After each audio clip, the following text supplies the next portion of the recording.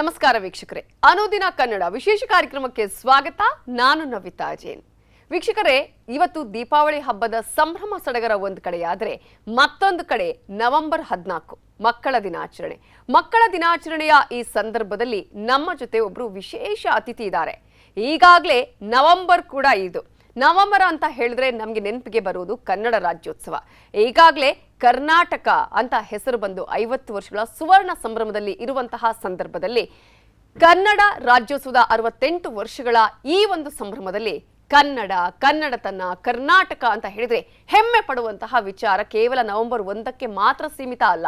ಪ್ರತಿದಿನವೂ ನನ್ನ ಉಸಿರಿನಲ್ಲಿ ಕನ್ನಡ ಇದೆ, ನನ್ನಲ್ಲಿ ಕನ್ನಡ ಇದೆ ಅಂತ ಸಾರಿ ಹೇಳ್ತಾ ಇರುವಂತಹ ಒಬ್ಬ ಪುಟ್ಟ ಪ್ರತಿಭೆ, ಹಾಗೇನೆ ವೈರಲ್ ಸ್ಟಾರ್ ನನ್ನ ಜೊತೆ ಇದ್ದಾರೆ.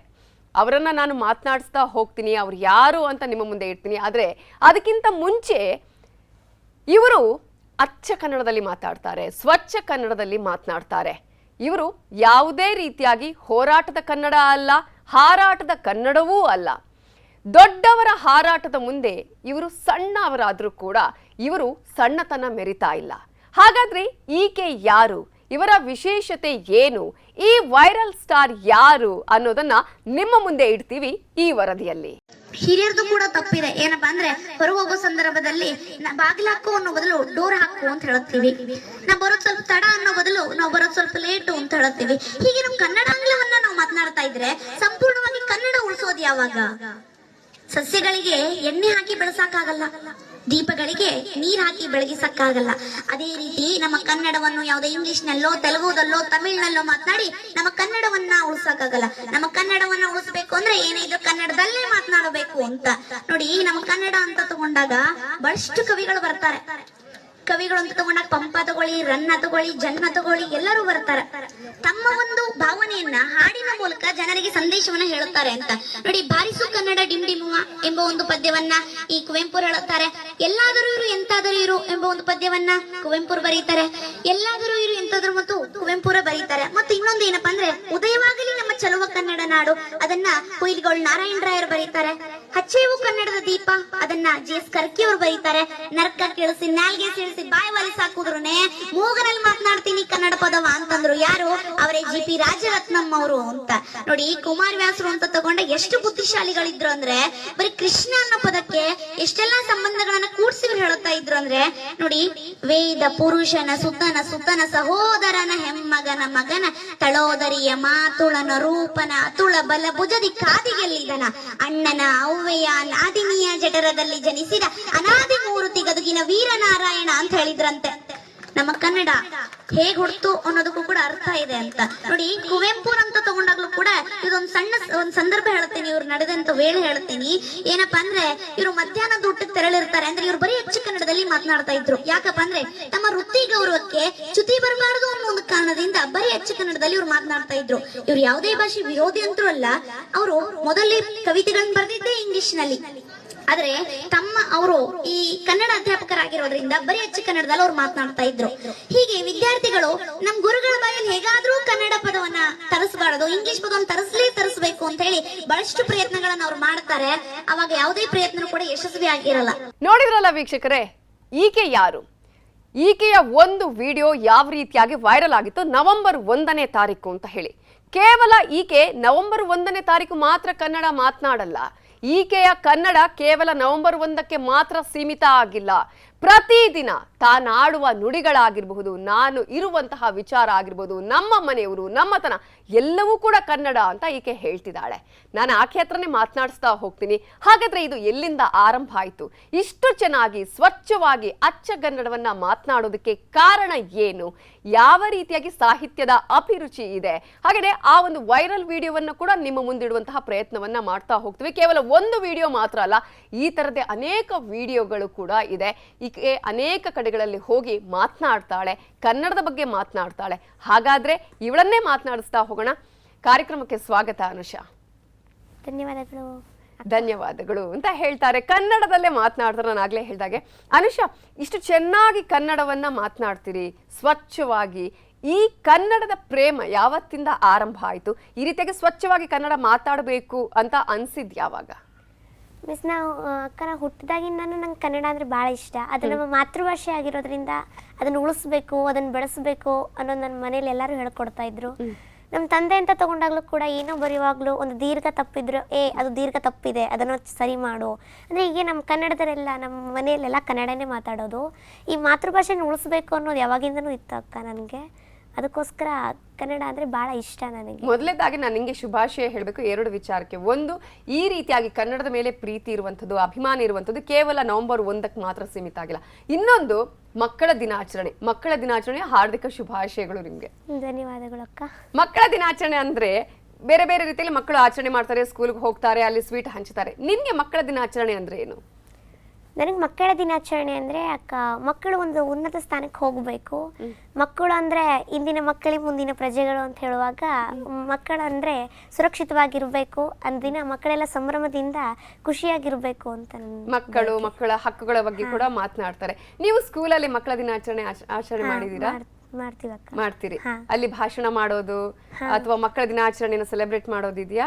ಮಾಡ್ತೀವಕ್ಕ. ಓಕೆ, 1 ವರ್ಷದ ಹಿಂದಿನ ವಿಡಿಯೋ ಈಗ ಸಾಕಷ್ಟು ವೈರಲ್ ಆಗ್ತಾ ಇದೆ ಅಂತ ಹೇಳಿ. ಓಕೆ, ವಿಡಿಯೋದಲ್ಲಿ ನಾವು ನೋಡಿದ್ವಿ ಯಾವ ರೀತಿ ನೀನು ಪಟ ಪಟ ಪಟ ಅಂತ ಮಾತಾಡ್ತೀಯಾ, ಕನ್ನಡದ ಬಗ್ಗೆ, ಸಾಹಿತ್ಯದ ಬಗ್ಗೆ, ಕವಿಗಳ ಬಗ್ಗೆ, ವ್ಯಾಕರಣದ ಬಗ್ಗೆ. ಅದನ್ನ ಇನ್ನೊಂದ್ಸಲ ನಮ್ಮ ಮುಂದೆ ಹೇಳ್ಬೋದಾ? ಈ ಕನ್ನಡ ಅಂತ ತಗೊಂಡಾಗ ಅಕ್ಕ, ಈಗ ಮೊದಲು ಬರೋದು ಸ್ವರಾಕ್ಷರಗಳು ಅಂತ. ನಾವೇನು ಹೊಟ್ಟೆಯಿಂದ ಏನು ಉಸಿರು ಹೊರಗೆ ಹಾಕ್ತೀವಲ್ಲ, ಆಗ್ಲೇ ಅಕ್ಷರಗಳು ಹುಟ್ಟುತ್ತವೆ ಅಂತ. ನಾವು ಐ, ಈ, ಉರು, ಎ, ಐ, ಅವು ಅಂತ ಹೇಳಬೇಕಾದ್ರಾಗೂ ಹೊಟ್ಟೆಯಲ್ಲಿರೋ ಉಸಿರನ್ನು ಹೊರಗೆ ಹಾಕುವಾಗ ತಡೆಯುವಂಥ ಯಾವುದೇ ರೀತಿ ವ್ಯವಸ್ಥೆ ಇರೋದಿಲ್ಲ. ಸುಮ್ಮನೆ ಹೊರಗೆ ಬಂದ್ಬಿಟ್ರೆ ಸಹಜವಾಗಿ ಸ್ವರ ನಿರ್ಮಾಣ ಆಗುತ್ತೆ ಅಂತ. ನಮ್ಮ ಕನ್ನಡ ಭಾಷೆ ಎಂಥದ್ದು ಅಂದರೆ, ಮೂಕನಿಗೂ ಮಾತನಾಡಲಿಕ್ಕೆ ಅವಕಾಶ ಮಾಡಿಕೊಟ್ಟಂಥ ಭಾಷೆ ನಮ್ಮ ಕನ್ನಡ. ಭಾಳ ಸತಿ ಕೇಳಿರ್ತೀರಿ, ಮೂಕ ಹೇಳ್ತಿರ್ತಾನೆ ಆ, ಉ, ಎ ಅಂತ. ಅಂದರೆ ನಮ್ಮ ಕನ್ನಡ ಭಾಷೆಯೂ ಕೂಡ ಮೂಕ ಮಾತಾಡ್ತಾನೆ ಅಂತ. ಎರಡದಾಗೆ ಬರುತ್ತೆ ವ್ಯಂಜನಾಕ್ಷರಗಳು ಅಂತ. ನೋಡಿ, ಕ, ಕ, ಗ, ಗ, ङ ಅಂತ ಹೇಳುವಾಗ ಹೊಟ್ಟೆಯಲ್ಲಿರೋ ಉಸಿರನ್ನ ಕಂಠದ ಆಳದಲ್ಲಿ ತಡೆ ಹಿಡಿತೀವಿ, ಕ, ಕ, ಗ, ಗ, ङ ಆಗುತ್ತೆ. ನಾಲ್ಗೆ ತುದಿಯನ್ನು ಮುಂಭಾಗಕ್ಕೆ ಒತ್ತಿ ಅಲ್ಲೇನಾದರೂ ಉಸಿರು ತಡೆ ಹಿಡಿದು ಹೇಳಿದರೆ ಚ, ಚ, ಜ, ಜ, ಞ ಆಗುತ್ತೆ. ನಾಲ್ಗೆಯನ್ನು ಹೋಲಿಸಿ ತುದಿಯ ಒಳಭಾಗಕ್ಕೆ ಹೊಡೆದು ಅಲ್ಲೇನಾದರೂ ಉಸಿರು ತಡೆ ಹಿಡಿದು ಹೇಳಿದರೆ ಟ, ಟ, ಡ, ಡ, ಣ ಆಗುತ್ತೆ. ನಾಲ್ಗೆ ತುದಿಯನ್ನು ಮುಂಭಾಗಕ್ಕೆ ಒತ್ತಿ ಅಲ್ಲೇನಾದರೂ ಉಸಿರು ತಡೆ ಹಿಡಿದು ಹೇಳಿದರೆ ತ, ತ, ದ, ದ, ನ ಆಗುತ್ತೆ. ಹೊಟ್ಟೆಲಿರೋ ಉಸಿರನ್ನು ಹೊರಗೆ ಹಾಕುವಾಗ 2 ತುಟಿಗಳು ತಡೆ ಮಾಡಿದರೆ ಪ, ಪ, ಪ, ಪ, ಮ ಆಗುತ್ತೆ ಅಂತ. ಎಷ್ಟು ವೈಜ್ಞಾನಿಕ ಅಂತ. ಕಂಠದ ಆಳದಿಂದ ಶುರು ಮಾಡಿ ತುಟಿಯವರೆಗೂ ಗಾಳಿಯನ್ನು ತಡೆಯುವ ಒಂದೊಂದು ಜಾಗದ ಮೂಲಕ 5 ಅಕ್ಷರಗಳನ್ನು ಹುಡ್ತಾವಲ್ಲ, ಅದು ನಮ್ಮ ಕನ್ನಡದ ವೈಶಿಷ್ಟ್ಯ ಅಂತ ಹೇಳ್ಬೋದು. ಓದಿದ್ದನ್ನು ಬರೆಯುವಂತಹ, ಬರೆದಿದ್ದನ್ನು ಓದುವಂತಹ, ಮಾತನಾಡಿದ್ದನ್ನು ಬರೆಯುವಂಥ ಸಾಮರ್ಥ್ಯ ಇರೋ ಭಾಷೆ ನಮ್ಮದು. ಅದು ಕೆಲವು ಭಾಷೆಗೆ ಮಾತ್ರ ಇದೆ ಅಂತ ಹೇಳ್ಬೋದು. ಈ ಕನ್ನಡದ ಕವಿಗಳು ಅಂತ ತಗೊಂಡಾಗಲೂ ಕೂಡ ರನ್ನ ತಗೊಳ್ಳಿ, ಪೊನ್ನ ತಗೊಳ್ಳಿ, ಜನ್ನ ಅಂತ ತಗೊಂಡಾಗ, ಕುವೆಂಪು ಅಂತ ತಗೊಂಡಾಗ ಇವರು ಬರೀ ಅಚ್ಚ ಕನ್ನಡದಲ್ಲಿ ಮಾತನಾಡ್ತಾ ಇದ್ರು ಅಂತ. ಯಾಕಪ್ಪ ಅಂದರೆ ತಮ್ಮ ವೃತ್ತಿ ಗೌರವಕ್ಕೆ ಚ್ಯುತಿ ಬರಬಾರ್ದು ಅನ್ನೋ ಒಂದು ಕಾರಣದಿಂದ ಬರೀ ಅಚ್ಚ ಕನ್ನಡವನ್ನು ಇವ್ರು ಮಾತನಾಡ್ತಾ ಇದ್ರು. ಇವ್ರು ಯಾವುದೇ ಭಾಷೆ ವಿರೋಧಿ ಅಂತರೂ ಅಲ್ಲ. ಮೊದಲು ಕವಿತೆಗಳನ್ನು ಬರೆದಿದ್ದೇ ಇಂಗ್ಲೀಷ್ನಲ್ಲಿ. ಆದರೂ ತಮ್ಮ ವೃತ್ತಿ ಗೌರವಕ್ಕೆ, ಅಂದರೆ ಅವರು ಕನ್ನಡ ಅಧ್ಯಾಪಕರಾಗಿರೋದ್ರಿಂದ ಬರೀ ಅಚ್ಚ ಕನ್ನಡದಲ್ಲಿ ಅವ್ರು ಮಾತನಾಡ್ತಾ ಇದ್ರು. ಹೀಗೆ ವಿದ್ಯಾರ್ಥಿಗಳಿಗೆಲ್ಲ ನಮ್ಮ ಸರ್ ಬಾಯಿಗೆ ಹೇಗಾದರೂ ಒಂದು ಇಂಗ್ಲೀಷ್ ಪದವನ್ನು ತರಿಸ್ಬೇಕಲ್ಲ, ಬರೀ ಅಚ್ಚ ಕನ್ನಡದಲ್ಲಿ ಮಾತನಾಡ್ತಾರೆ ಇವರು, ಹೇಗಾದರೂ ಇಂಗ್ಲೀಷ್ ಪದವನ್ನು ತರಿಸಬೇಕು ಅಂತ ಹೇಳಿ ಭಾಳಷ್ಟು ಪ್ರಯತ್ನಗಳನ್ನು ಮಾಡಿರ್ತಾರೆ. ಆದರೆ ಯಾವುದೇ ಪ್ರಯತ್ನವೂ ಕೂಡ ಯಶಸ್ವಿ ಆಗಿರಲ್ಲ. ಒಂದು ಪ್ರಯತ್ನವನ್ನು ಹಮ್ಮಿಕೊಂಡಾಗ ಈ ಒಂದು ಪ್ರಯತ್ನ ಯಶಸ್ವಿ ಆಗೇ ಆಗುತ್ತೆ ಅಂತೇಳಿ ನಂಬಿಕೆ ಇಟ್ಕೊಂಡು ಆ ಪ್ರಯತ್ನವನ್ನು ಹಮ್ಮಿಕೊಂಡಿರ್ತಾರೆ. ಏನಪ್ಪ ಅಂದರೆ, ಮಧ್ಯಾಹ್ನದ ಊಟಕ್ಕೆ ತೆರಳಿರ್ತಾರೆ ಕುವೆಂಪುರು. ಹಾಗೆ ತರಗತಿಯಲ್ಲಿರೋ ಎಲ್ಲ ಲೈಟ್ಸ್ಗಳನ್ನು ಆನ್ ಮಾಡಿ ಕೂತಿರೋದು. ಬಂದ ಮೇಲೆ ಲೈಟ್ಸ್ ಆಫ್ ಮಾಡು, ಲೈಟ್ಸ್ ಯಾರು ಹಚ್ಚಿದ್ರು ಅಂತ ಕೇಳಬೇಕು, ಇಂಗ್ಲೀಷೇ ಆಗುತ್ತಲ್ಲ, ಹಂಗೆ ಮಾಡೋಣ ಅಂಥೇಳಿ ಎಲ್ಲ ತರಗತಿ ವಿದ್ಯಾರ್ಥಿಗಳು ಲೈಟ್ಸ್ಗಳನ್ನು ಆನ್ ಮಾಡಿ ಶಾಂತ ರೀತಿಯಿಂದ ಕೂತಿರ್ತಾರೆ. ಕುವೆಂಪುರು ಮಧ್ಯಾಹ್ನದ ಊಟ ಮುಗಿಸ್ಕೊಂಡು ಬಂದ ಮೇಲೆ ಆ ಲೈಟ್ಸ್ಗಳನ್ನು ಆನ್ ಆಗಿರೋದು ನೋಡ್ತಾರಂತೆ. ಈಗ ಹೇಳಬೇಕಲ್ಲ, ಅಚ್ಚ ಕನ್ನಡದಲ್ಲಿ ಅವ್ರು ಹೇಳಬೇಕು, ಇಂಗ್ಲೀಷ್ ಅಂತೂ ಮಾತಾಡಲ್ಲ ಅವರು.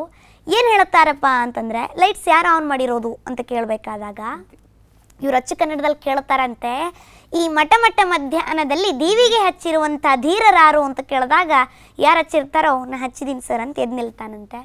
ಮತ್ತು ಆಫ್ ಮಾಡು ಅಂತ ಅನ್ಬೇಕಲ್ಲ, 1ನೇ ಪ್ರಯತ್ನ ಅಂತೂ ಹೋಯ್ತು, 2ನೇ ಪ್ರಯತ್ನ ಆದರೂ ಯಶಸ್ವಿ ಆಗುತ್ತೆ ಅಂಥೇಳಿ ಆಫ್ ಮಾಡು ಅನ್ಬೇಕಲ್ಲ, ಇಂಗ್ಲೀಷ್ ಪದ ಮಾತಾಡ್ತಾರೆ ಅಂಥೇಳಿ ಮತ್ತು ಶಾಂತ ರೀತಿಯಿಂದ ಕೂತಿರ್ತಾರೆ. ಆದರೆ ಮತ್ತೆ ಹೇಳ್ತಾರಂತೆ ಕುವೆಂಪುರು, ಎಲೆ ಅಧಮ ಅದುಮು ಗುಂಡಿಯನ್ನು ಅಂತ ಹೇಳ್ತಾರಂತೆ. ಅಧಮ ಅಂದರೆ ದಡ್ಡ, ಅದುಮು ಅಂದರೆ ಒತ್ತು, ಗುಂಡಿ ಅಂದರೆ ಬಟನ್. ನೋಡಿ, ಇಷ್ಟು ನೀನು ಮಾತಾಡ್ತಾ ಇದೆಯಲ್ಲ, ಇದೆಲ್ಲವೂ ಕೂಡ ನೀನ್ ಭಾಷಣದಲ್ಲಿ ಹೇಳಿದಾಗ ಎಲ್ಲವೂ ಕೂಡ ಕೇಳಿಸ್ಕೊಂಡು ವಿಡಿಯೋ ಕೂಡ ವೈರಲ್ ಆಗಿದೆ. ವಿವೇಕಾನಂದರ ಭಾಷಣ ವೈರಲ್ ಆಯಿತು ಅಂತ ಹೇಳ್ದಿಲ್ಲ, ಅಲ್ಲಿ ಏನ್ ಮಾತನಾಡಿದ್ದೆ? ವಿವೇಕಾನಂದರು ಅಂತ ತಗೊಂಡಾಗ ಅವರು ಈ ಭಾರತವನ್ನು, ಈ ಇಡೀ ಭಾರತವನ್ನು ವಿಶ್ವಗುರು ಭಾರತವನ್ನಾಗಿ ಮಾಡಬೇಕು ಅಂತ ಭಾಳಷ್ಟು ಕನಸು ಕಂಡಿರ್ತಾರೆ ಅವರು. ಅವ್ರು ಹೇಳ್ತಾರೆ, ನನಗೆ ಬರೀ 10 ಜನಗಳನ್ನು ಕೊಡ್ರಿ, ಈ ಭಾರತವನ್ನು 10 ದಿನಗಳಲ್ಲಿ ವಿಶ್ವ ಭಾರತವನ್ನಾಗಿ ಮಾಡ್ತೇನೆ ಅಂತ. ಎಂಥ 10 ಜನಗಳನ್ನು ಅವ್ರು ಕೇಳಿದ್ರು ಅಂದರೆ, ಕಬ್ಬಿಣದಂಥ ಮಾಂಸಖಂಡಗಳು, ಉಕ್ಕಿನಂಥ ನರಮಂಡಲಗಳು, ಮಿಂಚಿನಂಥ ಬುದ್ಧಿಶಕ್ತಿ, ವಿದ್ಯುತ್ ಅಂತ ಇಚ್ಛಾಶಕ್ತಿ. ಅಗೋ ನೋಡು ಬೆಟ್ಟ ಅಂದರೆ ನಿಂತ್ಕೊಂಡು ಬೆಟ್ಟ ನೋಡಬಾರ್ದಂತೆ, ಪುಡಿ ಮಾಡಬೇಕಾ ಸ್ವಾಮೀಜಿ ಅಂತ ಕೇಳಬೇಕಂತೆ. ಅಗೋ ನೋಡು ದೇಶ ಅಂದರೆ ನಿಂತ್ಕೊಂಡು ದೇಶ ನೋಡಬಾರ್ದಂತೆ, ದೇಶ ಕಟ್ಟಬೇಕೇ ಸ್ವಾಮೀಜಿ ಅಂತ ಕೇಳಬೇಕಂತೆ. ಈ ರೀತಿ ಇರುವಂಥ 10 ಜನಗಳನ್ನು ಕೊಡ್ರಿ, 10 ದಿನದಲ್ಲಿ ನಾ ಈ ಭಾರತವನ್ನು ವಿಶ್ವಗುರು ಭಾರತವನ್ನಾಗಿ ಮಾಡ್ತೀನಿ ಅಂತ ಪಣ ತೊಟ್ಟರು ನಮ್ಮ ಸ್ವಾಮಿ ವಿವೇಕಾನಂದರು ಅಂತ. ಈ ಸ್ವಾಮಿ ವಿವೇಕಾನಂದರು ಅಂತ ತೊಗೊಂಡ ಒಂದು ಘಟನೆ ನೆನಪಾಗುತ್ತೆ ನನಗೆ. ಹೀಗೆ ಅವರು ಹಡಗಲ್ಲಿ ಹೋಗ್ತಾ ಇರ್ತಾರೆ ಎಲ್ಲೇ, ಅವರು ಗೆಳೆಯರ ಜೊತೆ. ಆ ಹಡಗಿನ ಡ್ರೈವರ್ ಹತ್ರ ಒಂದು ಪೇಪರ್ ಇರುತ್ತೆ, ಅವರಿನ್ನೂ ಓದಿರಲ್ಲ ಆ ಪೇಪರನ್ನು. ಸ್ವಾಮಿ ವಿವೇಕಾನಂದರು ಹೋಗಿ, ಇಲ್ಲ ನಾ ಪೇಪರನ್ನು ಓದಬೇಕು, ಕೊಡ್ರಿ ಅಂತ ಕೇಳುತ್ತಾರೆ. ಆ ಡ್ರೈವರು, ಸರಿ ನಾನು ಕೊಡ್ತೀನಿ, ಆದರೆ ನಾನು ಓದಿಲ್ಲ ಅದನ್ನು, ವಾಪಸ್ ತಿರುಗಿ ನನಗೆ ಕೊಡಬೇಕು ಅದನ್ನು ಅಂತ ಹೇಳ್ತಾರೆ. ಸರಿ ನಾನು ಕೊಡ್ತೀನಿ, ಕೊಡಿ ಪೇಪರನ್ನು ಅಂತಂದಾಗ ಆ ಪೇಪರ್ ಇಸ್ಕೊಂಡು ಓದೋಕ್ಕೆ ಶುರು ಮಾಡ್ತಾರೆ. ಪಕ್ಕದಲ್ಲೇ ಕೂತಿರುವಂಥ ಗೆಳೆಯ, ನನಗೂ ಸ್ವಲ್ಪ ಕೊಡ್ತೀರಾ ಅಂತ ಕೇಳಿದಾಗ, ಸರಿ ತಗೋ ಅಂತ ಕೊಡ್ತಾರೆ. ಆ ಗೆಳೆಯನೂ ಕೂಡ ಓದುವಾಗ ಆ ಹಡಗಲ್ಲ, ನೀರಿನ ರಭಸಕ್ಕೆ, ಆ ಗಾಳಿ ರಭಸಕ್ಕೆ ಪೇಪರ್ ಹಾರಿ ನೀರಲ್ಲಿ ಬಿದ್ದುಬಿಡುತ್ತೆ.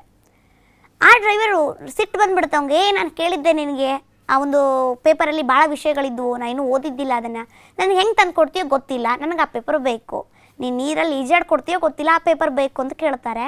ಆಗೇನಾಗುತ್ತಪ್ಪ ಅಂತಂದರೆ, ಸ್ವಾಮಿ ವಿವೇಕಾನಂದರು ಶಾಂತ ರೀತಿಯಿಂದ ಮಾತಾಡಿ, ನಾನೆಲ್ಲ ಅದನ್ನು ನಿಮ್ಗೆ ಕೊಡುತ್ತೇನೆ ಅಂತ ಹೇಳ್ತಾರಂತೆ. ಹೆಂಗೆ ಕೊಡ್ತೀರಾ ನೀವು ಪುಸ್ತಕ ಕೊಡ್ರಿ, ಒಂದು ಪೆನ್ ಕೊಡ್ರಿ ಅಂತ ಹೇಳ್ತಾರಂತೆ. ಒಂದು ಪುಸ್ತಕ, ಒಂದು ಪೆನ್ನನ್ನು ತೊಗೊಂಡು ಅರ್ಧ ತಾಸಿನಲ್ಲಿ ಆ ಇಡೀ ಪೇಪರಲ್ಲಿರುವಂಥ ಎಲ್ಲ ಮಾಹಿತಿಗಳನ್ನು ಬರೆದು ಕೊಟ್ಟಿದ್ರಂತೆ. ಇದರಲ್ಲೇ ನಾವು ಅರ್ಥ ಮಾಡ್ಕೋಬೋದು ಸ್ವಾಮಿ ವಿವೇಕಾನಂದರು ಎಷ್ಟು ಬುದ್ಧಿಶಕ್ತಿಗಳಾಗಿದ್ರು ಅಂತ, ಬುದ್ಧಿಶಾಲಿಗಳಾಗಿದ್ರು ಅಂತ. ನೀನು ಹೇಳಿ ಅಂದರೆ ಈಗ 7th ಸ್ಟ್ಯಾಂಡರ್ಡ್ ಅಲ್ವಾ ನೀನು? ಸೊ ಅಲ್ಲಿಂದ ಇಲ್ಲಿವರೆಗೂ ನಿಂಗೆ ಯಾರ್ಯಾರು ಹೆಲ್ಪ್ ಮಾಡಿದ್ದಾರೆ? ಈಗ ಅಪ್ಪ ಅಮ್ಮ ಅಂತೂ ಫಸ್ಟಿಂದನೂ ಕೂಡ ಹೆಲ್ಪ್ ಮಾಡ್ಕೊಂಡು ಬಂದಿದ್ದಾರೆ.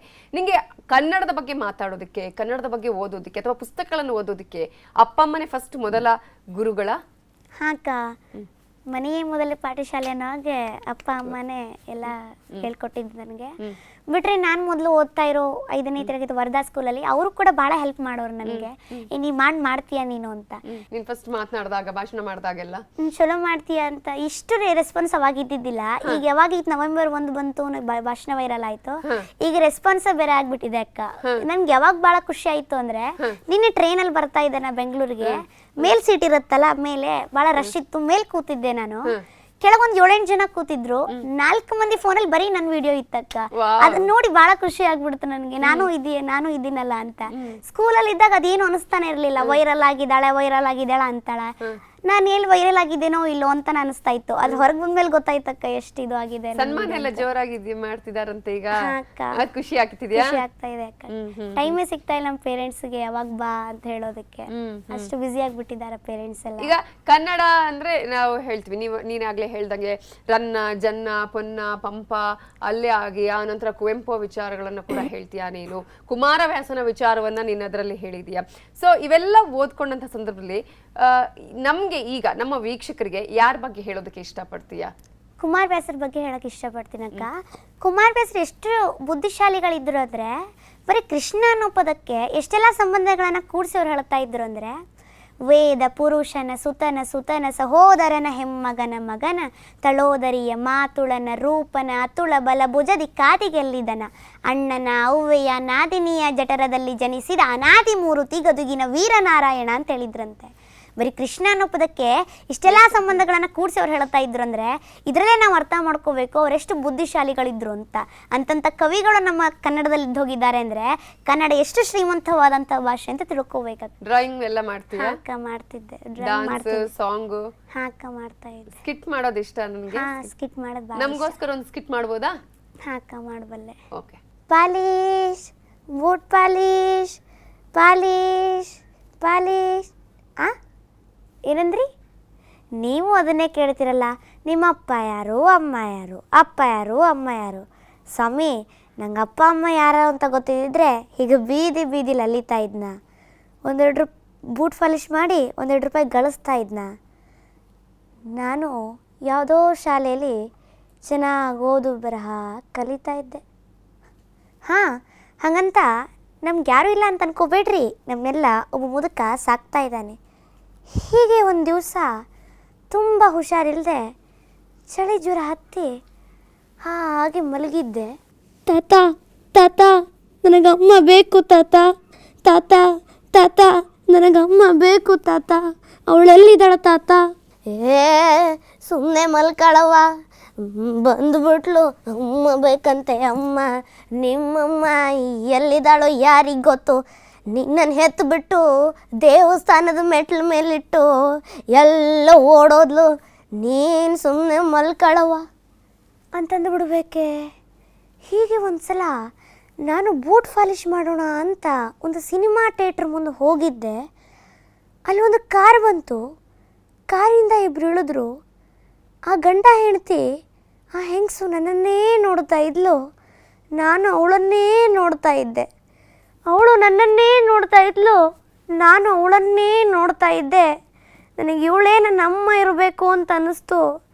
ಆಗ ಹೀಗೆ ಎರಡೂ ಕೈಗಳನ್ನು ಚಾಚಿ ಓಡೋದೆ, ಅಮ್ಮ ಅಮ್ಮ. ಆದರೆ ಅವಳು ತನ್ನ ಪರ್ಸಿಂದ 5 ರೂಪಾಯಿ ತೆಗೆದು ನನ್ನ ಕೈಲಿಟ್ಟು ಹೊರಟೋಗ್ಬಿಟ್ಲು. ಯಾರಿಗೆ ಬೇಕು 5 ರೂಪಾಯಿ? ನಾಯಿಕ್ಕಿಂತ ಕೀಳು ಪರಿಸ್ಥಿತಿ ನಮ್ಮದು. ಆವಾದರೂ ಅವ್ರ ತಮ್ಮನ ಜೊತೆ ಇರ್ತವೆ. Polish, boot polish, polish, boot polish. ಧನ್ಯವಾದಗಳು. ಸೂಪರ್, ಚೆನ್ನಾಗಿ ಮಾಡಿದ್ಯಾ. ನಿನಗೆ ಈ ಸ್ಕಿಟ್ ಮಾಡಬೇಕು ಅಥವಾ ಈ ಥರ ಆ್ಯಕ್ಟಿವಿಟಿಗಳೀಗ ಒಂದು ಭಾಷಣ ಮಾಡೋದು ಒಂದು ಕಲೆ ಆದರೆ ಮತ್ತೊಂದು ಕಡೆ ಸ್ಕಿಟ್ ಆಗಿರ್ಬೋದು ಅಥವಾ ಡ್ಯಾನ್ಸ್ ಕೂಡ ನಿಂಗೆ ಇಷ್ಟ ಇದೆ ಅಂತ ಹೇಳಿದೆ. ಎಲ್ಲನ ಒಟ್ಟಿಗೆ ಮಾಡ್ಕೊಳ್ಳೋಕ್ಕೆ ಸಾಧ್ಯ ಆಗ್ತಾ ಇದೆಯಾ ನಿನಗೆ? ಹೇಗೆ? ಆಗ್ತಾ ಇದೆ. ಟೈಮ್ ಟೇಬಲ್ ಹಾಕೊಂಡ್ಬಿಟ್ರೆ ಅದೆಲ್ಲ ಆಗಿಂದಾಗೆ ಬಂದ್ಬಿಡುತ್ತೆ ಅಕ್ಕ. ಭಾಷಣ ಎಷ್ಟೊತ್ತಿಗೆ ಪ್ರಿಪೇರ್ ಆಗಬೇಕಂದ್ರೆ ಅಷ್ಟೊತ್ತಿಗೆ ಆಗಲಿ ಮುಗಿಸಿಡ್ಬೇಕಾದ್ರೆ. ಈಗ ಸ್ಕಿಟ್ ಮಾಡಬೇಕು ಅಂದ್ರೆ ಎಷ್ಟು ಟೈಮ್ ಯೋಚನೆ ಮಾಡ್ತೀವಿ? ಎಷ್ಟು ಟೈಮ್ ಬೇಕಾಗುತ್ತೆ ನಿಮಗೆ? 10 ನಿಮಿಷ ಅಕ್ಕ ಅಷ್ಟೇ. ಯೋಚನೆ ಮಾಡಿದ ತಕ್ಷಣ ಅದು ತಲೆಯಲ್ಲಿ ಏನೋ ಓಡುತ್ತೋ ಅದು ಮಾಡಿಬಿಟ್ರೆ ಮುಗೀತಕ್ಕ, ಬಂದ್ಬಿಡುತ್ತೆ ಅಂತ. ಈಗ ಒಂದು ಚಿಕ್ಕ ಬ್ರೇಕ್ ಆದ್ಮೇಲೆ ಅನುದಿನ ಕನ್ನಡ ಕಾರ್ಯಕ್ರಮ ಮತ್ತೆ ಮುಂದುವರಿಯುತ್ತೆ. ದೇಶದ ಬಗ್ಗೆ ಎಷ್ಟು ಹೆಮ್ಮೆ ಇದೆ ನಿಮಗೆ? ಅಕ್ಕ ಭಾಳ ಹೆಮ್ಮೆ ಇದೆ ದೇಶ. ಇದು ಭಾರತೀಯರಿಗೆ ಭಾರತ ಹೇಗಿದೆ ಅನ್ನೋದು ಗೊತ್ತಾಗಿದ್ದೆ ಸ್ವಾಮಿ ವಿವೇಕಾನಂದ ಚಿಕಾಗೋಕ್ಕೆ ಹೋಗಿ ಭಾಷಣ ಮಾಡಿದಾಗ. ಅಲ್ಲಿ ಏನು ಹೇಳಿದರು ಭಾರತದ ಬಗ್ಗೆ ಅನ್ನೋದು ಭಾಳ ಜನಕ್ಕೆ ಕಾಡ್ತಾ ಇರುತ್ತೆ. ಸ್ವಾಮಿ ವಿವೇಕಾನಂದರು ಭಾಳ ಹೇಳಿರ್ತಾರೆ, ಭಾರತದ ಬಗ್ಗೆ ಭಾಳ ಮಾತಾಡಿದಾರಲ್ಲ, ಏನು ಮಾತಾಡಿದ್ದಾರೆ ಅಂತ ಎಲ್ರಿಗೂ ಕಾಡ್ತಾ ಇರುತ್ತೆ. ಅವ್ರು ಎಲ್ಲಿಂದ ಶುರು ಮಾಡಿದ್ರು ಅಂದರೆ ಮನೆಯ ಸಂಸ್ಕೃತಿಯಿಂದ ಅವರು ಅಲ್ಲಿ ಸ್ಟಾರ್ಟ್ ಮಾಡ್ತಾರೆ ಅಂತ. ಏನಪ್ಪ ಅಂದರೆ ಅಲ್ಲಿರೋ ಕೇಳ್ತಾರಂತೆ, ನಿಮ್ಮ ಭಾರತದಲ್ಲಿ ತಾಯಿಗಳು ಮೊದಲು ಎದ್ದು ಮಾಡುವಂಥ ಕೆಲಸ ಯಾವುದು ಅಂತ ಕೇಳಿದಾಗ ಸ್ವಾಮಿ ವಿವೇಕಾನಂದ ಹೇಳ್ತಾರಂತೆ, ನಮ್ಮ ಭಾರತೀಯರ ತಾಯಿಯಂದಿರು ಮೊದಲೆದ್ದು ಮಾಡುವಂಥ ಕೆಲಸವೇ ಭೂಮಿ ತಾಯಿಗೆ ವಂದನೆ. ಆಕೆ ಬೆಳಗ್ಗೆ ಬೇಗ ಹೇಳುತ್ತಾಳೆ, ಪೂಜೆ ಮಾಡ್ತಾಳೆ, ಶ್ಲೋಕ ಹೇಳುತ್ತಾಳೆ. ಆಕೆ ತಾನಷ್ಟೇ ಕಲಿಯೋದಲ್ಲ, ತನ್ನ ಮಗನಿಗೂ ಕಲಿಸ್ಬೇಕು. ಹೇಗೆ ಕಲಿಸ್ತಾಳೆ? ಮಗನನ್ನು ಬೇಗ ಎಬ್ಬಿಸ್ತಾಳೆ, ಎಬ್ಬಿದ ತಕ್ಷಣ ಶ್ಲೋಕ ಹೇಳಿಕೊಡ್ತಾಳೆ. ಬೆಳಗಾಗಿ ನಾನೆದ್ದು ಯಾರ್ಯಾರ ನೆನೆಯಲ್ಲಿ ಎಳ್ಳು ಜೀರಿಗೆ ಬೆಳೆಯೋಳ ಭೂಮಿ ತಾಯಿ ದೊಂದುಗಳಿಗೆ ನೆನೆದೇನ ಅಂತ ಆ ರೀತಿ ಶ್ಲೋಕ ಹೇಳಿಕೊಟ್ಟು ಮಗನನ್ನು ಎಬ್ಬಿಸ್ತಾಳೆ.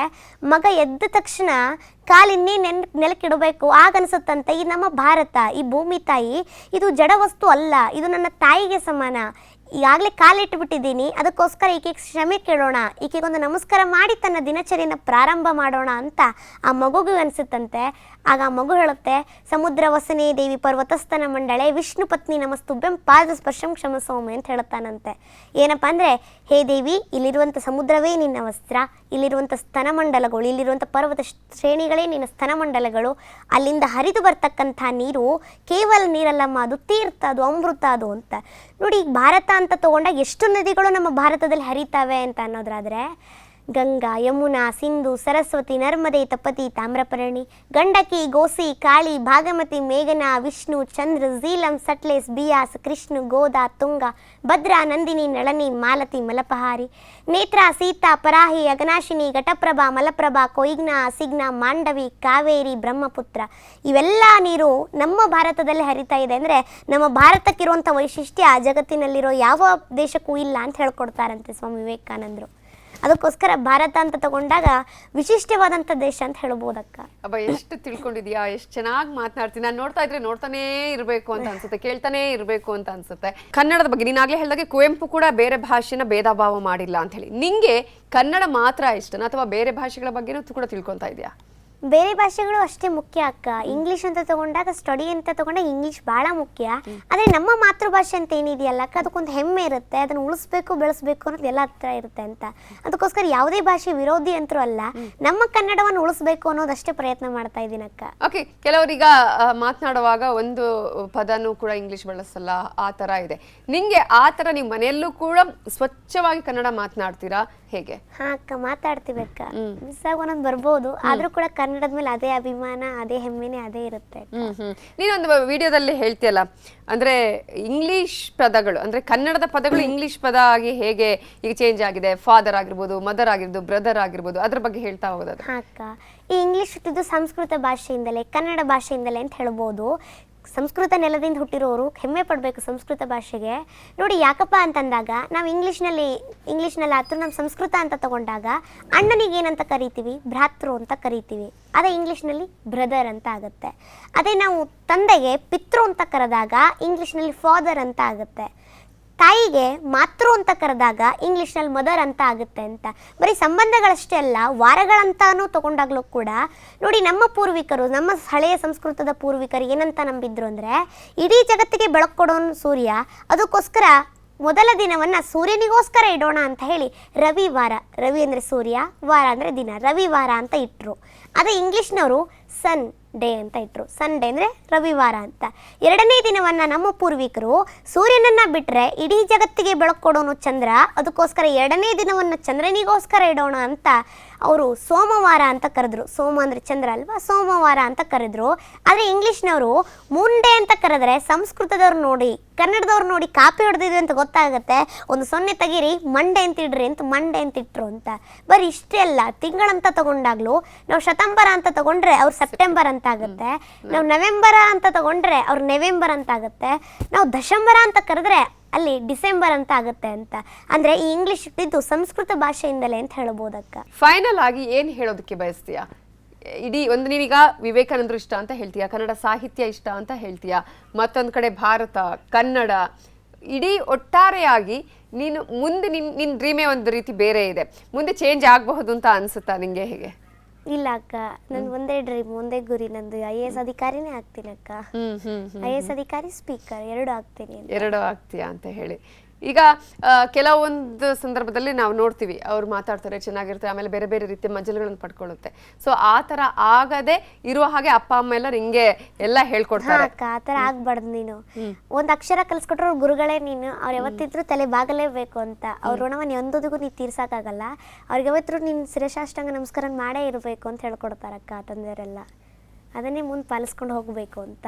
ಓಕೆ, ಏನೆಲ್ಲ ಬದಲಾವಣೆ ಆಗತ್ತೆ ಅನ್ನೋದನ್ನ ನಾವು ನಿನ್ನನ್ನು ನೋಡಿದೀವಿ. ಪಟಪಟನೆ ಮಾತಾಡ್ತೀಯಾ, ಸ್ವಚ್ಛವಾಗಿ ಮಾತಾಡ್ತೀಯಾ, ಕನ್ನಡದ ಬಗ್ಗೆ, ಹಾಗೆಯೇ ನಮ್ಮ ಈ ಸಾರಸ್ವತ ಲೋಕದ ಬಗ್ಗೆ ತಿಳ್ಕೊಂಡಿದೀಯಾ, ಪ್ರಮುಖವಾಗಿ ವಿವೇಕಾನಂದರಾಗಿರ್ಬೋದು, ಭಾರತ, ಇವೆಲ್ಲದರ ಬಗ್ಗೆ ಇಷ್ಟು ಚೆನ್ನಾಗಿ ತಿಳ್ಕೊಂಡಿದ್ಯಾ. ನಿನ್ನ ಕನಸಿದೆಯಲ್ಲ, IAS ಆಗಬೇಕು, ನಾನು ಅಧಿಕಾರಿ ಆಗಬೇಕು, ಜೊತೆಗೊಂದು ಒಳ್ಳೆಯ ಸ್ಪೀಕರ್ ಆಗಬೇಕು ಅಂತ ಹೇಳಿ, ಆ ಎಲ್ಲ ಕನಸುಗಳು ಈಡೇರಲಿ ಅಂತ ಆಶಿಸ್ತಾ ಇದ್ವಿ. ಥ್ಯಾಂಕ್ ಯು ಸೋ ಮಚ್ ನಮ್ಮ ಈ ಕಾರ್ಯಕ್ರಮಕ್ಕೆ ಬಂದಿದ್ದಕ್ಕೆ. ಧನ್ಯವಾದಗಳು. ಹಾಗೆ ಮತ್ತೊಮ್ಮೆ ನಿನಗೆ ಮಕ್ಕಳ ದಿನಾಚರಣೆಯ ಹಾರ್ದಿಕ ಶುಭಾಶಯಗಳು, ದೀಪಾವಳಿ ಹಬ್ಬದ ಶುಭಾಶಯಗಳು. ಧನ್ಯವಾದಗಳು. ನೋಡಿದ್ರಲ್ಲ ವೀಕ್ಷಕರೇ, ಪಟಪಟಾನೆ ಯಾವ ರೀತಿಯಾಗಿ ನಿರರ್ಗಳವಾಗಿ ಕನ್ನಡ ಮಾತನಾಡೋದರ ಜೊತೆಗೆ ಏನೆಲ್ಲ ನಾವು ತಿಳ್ಕೋಬೇಕು ಈ ಚಿಕ್ಕ ವಯಸ್ಸಿನಲ್ಲಿ, ಅವೆಲ್ಲವನ್ನ ತಿಳ್ಕೊಂಡು ನಾನು ಮುಂದೆ ಏನಾಗಬೇಕು ಅನ್ನುವಂತಹ ಕನಸನ್ನು ಕೂಡ ನಮ್ಮ ಜೊತೆ ಹಂಚಿಕೊಂಡಿದ್ದಾರೆ. ಅವರಿಗೆ ಒಂದು ದೊಡ್ಡ ರೀತಿಯಾದಂತಹ ಪ್ರೋತ್ಸಾಹದ ಅವಶ್ಯಕತೆ ಕೂಡ ಇದೆ. ಹಾಗಾಗಿ ಅವರಿಗೆಲ್ಲರಿಗೂ ನಾವು ಪ್ರೋತ್ಸಾಹವನ್ನ ಮಾಡೋಣ ಅಂತ ಹೇಳ್ತಾ ಈ ಹೊತ್ತಿನ ಕಾರ್ಯಕ್ರಮವನ್ನು ಮುಗಿಸ್ತಾ ಇದ್ದೀನಿ. ನೋಡ್ತಾ ಇರಿ News 18 ಕನ್ನಡ, ಜಾಲ ನಮ್ಮದು, ಬಲ ನಿಮ್ಮದು.